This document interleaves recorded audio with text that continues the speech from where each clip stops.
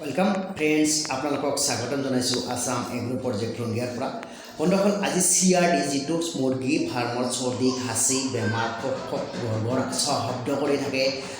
চৰ্দি কাছি হৈ থাকে যেটো সিআরডি বুলি কয় ঝুমি থাকে মুরগি মানে ঝিমাই থাকে মানে খানা দানা পানী নাখায় এটা কৈ এটা দুটা ডেইলি আপোনাৰ ফাৰ্মৰ পৰা মুৰগি যদি মৰি যায় ডেইলি যদি এটা দুটা ফাৰ্মৰ পৰা আপোনালোকৰ মুৰগি মৰি যায় আছে ঠাণ্ডা লাগিছে মানে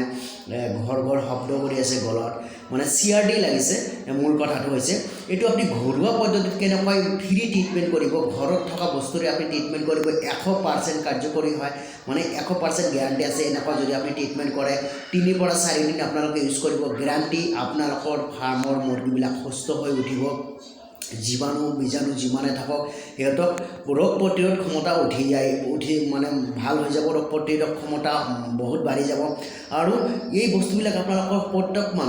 মানুহৰ ফাৰ্মাৰ বন্ধুসকলৰ ঘৰতে আছে এই বস্তুবিলাক আপোনালোকৰ যেটো প্ৰসেস হিচাপত বনাব লাগে এই প্ৰসেসটো আপোনালোকক কৈ আছো আপোনালোকে ভিডিওটো স্কিপ নকৰি সম্পূৰ্ণ চাব ভিডিও স্কিপ কৰিলে আপোনালোকে কোনো বস্তু গম নাপাব কোনটো বস্তু লাগিব কিমান ল'ব লাগিব এ টু জেড আপোনালোকক কৈ আছো আপোনালোকে জাস্ট এই বস্তুখিনি মিলাব আৰু সিআৰডি হক আপোনালোকৰ ঘৰ শব্দ হক চৰ্দি খাসি হক জিমাই থকা হক দানা পানী নোখোৱা হক এইবিলাক সকলো প্ৰবলেম সলভ কৰাৰ কাৰণে আপোনালোকে প্ৰথমত ল'ব মই কৈ আছো একৰ পৰা আপোনালোকে ভালকৈ মনত ৰাখিব সবৰে ঘৰতে আছে প্ৰথমত ল'ব নহৰু যেটো আমি খোৱা নহৰু হয় মছলা বুলি কোৱা যায় মছলাৰ কাৰণে ইউজ কৰে নহৰু ল'ব 10 গ্ৰাম ভালকৈ মানে এইবিলাকৰ বাকল চাকল এৰাই পেলাই 10 গ্ৰাম নহৰু ল'ব তাৰ পিছত আপোনালোকে ল'ব 10 গ্ৰাম হালধি কেঁচা হালধি কিন্তু বনাখল কেঁচা হালধি হ'লে বেটাৰ হয় বেছি ভাল হয় যদি আপোনালোকে ইন কেছ কেঁচা হালধি নাপায় হালধিৰ ভাল ব্ৰাণ্ডেড গুড়ি ল'ব পাৰে সো ফ্রেন্ডস আপোনালোকে কেঁচা হালধি ল'লে বেছি ভাল কেঁচা হালধি ল'বলৈ চেষ্টা কৰিব 10 গ্ৰাম তাৰ পিছত 10 গ্ৰাম তুলসী পাত 10 গ্ৰাম তুলসী পাত ল'ব তাৰ পিছত 10 গ্ৰাম আদা ল'ব আদা যেটো আদা মছলা কাৰণ ইউজ কৰা যায় মানে আদা ল'ব সব 10 গ্ৰাম কৈ ল'ব লোৱাৰ পিছত ভালকৈ সাফা কৰি লোৱাৰ পিছত আপোনালোকে যিকোনো এটা গ্ৰাইণ্ডাৰত পেষ্ট কৰি ল'ব ভালকৈ পেষ্ট কৰি যিকোনো গ্ৰাইণ্ডাৰত ভালকৈ পেষ্ট কৰিব প্ৰথমত পেষ্ট কৰি পেলাই এই বস্তুবিলাক সব একলগত মিক্স কৰি পেষ্ট কৰিব একলগত মিক্স কৰি পেষ্ট কৰিলে বহুত ভাল হয় এতিয়া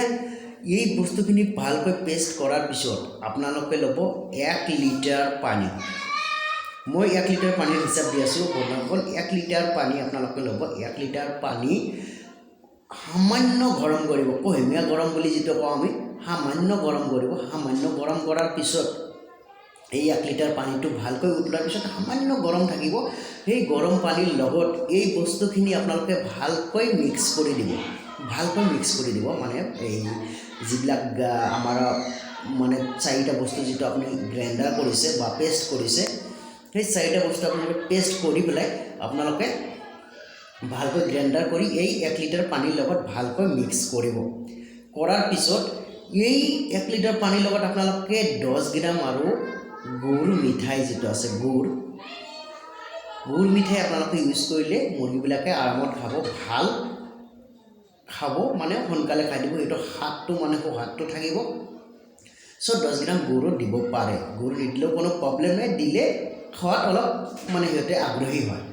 সো ফ্ৰেন্ডস এইকেইটা বস্তু আপোনালোকে ঘৰতে বনাই পেলাই আপোনালোকে 1 লিটাৰ পানীৰ লগত মিক্স কৰি পেলাই আপোনালোকে যদি আপোনালোকৰ সিআৰডি থকা মুৰগি বা আপোনালোকক ঝিমে আছে মুৰগিকেইটা দানা পানী খোৱা নাই আপোনালোকৰ মুৰগিকেইটা গলত ঘৰ কিবা শব্দ কৰি আছে ৰাতি খেক কিবা এটা এনেকুৱা শব্দ এটা কৰি আছে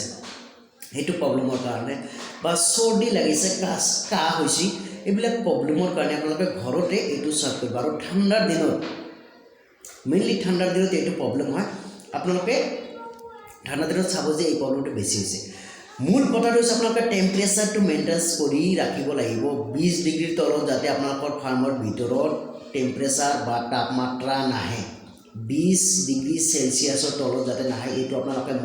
আপোনালোকে মেইনটেইন কৰিব আৰু এই বস্তুকেইটা ইউজ কৰক যদি আপোনালোকৰ প্ৰব্লেম হৈ গৈছে এই বস্তুকেইটা ইউজ কৰক নিশ্চয় আপোনালোকৰ ভাল হ'ব আৰু ভিডিঅ'টো ভাল পালে নিশ্চয় লাইক কৰিব শ্বেয়াৰ কৰিব চেনেলত নতুন হ'লে বন্ধুসকল চেনেলটো ছাবস্ক্ৰাইব কৰিব বেল আইকনটো ক্লিক কৰিব নেক্সট ভিডিঅ'ৰ আপডেট পাবলৈ থেংক ইউ বন্ধুসকল সম্পূৰ্ণ ভিডিঅ'টো দেখাৰ কাৰণে আৰু যদি কিবা কাৰণত ভিডিঅ'টো বেয়া পাইছে আপোনালোকে কমেণ্টছত লিখি দিব কি কাৰণে বেয়া পাইছে কমেণ্টছত লিখি দিয়াৰ পিছত মই বুজি পাম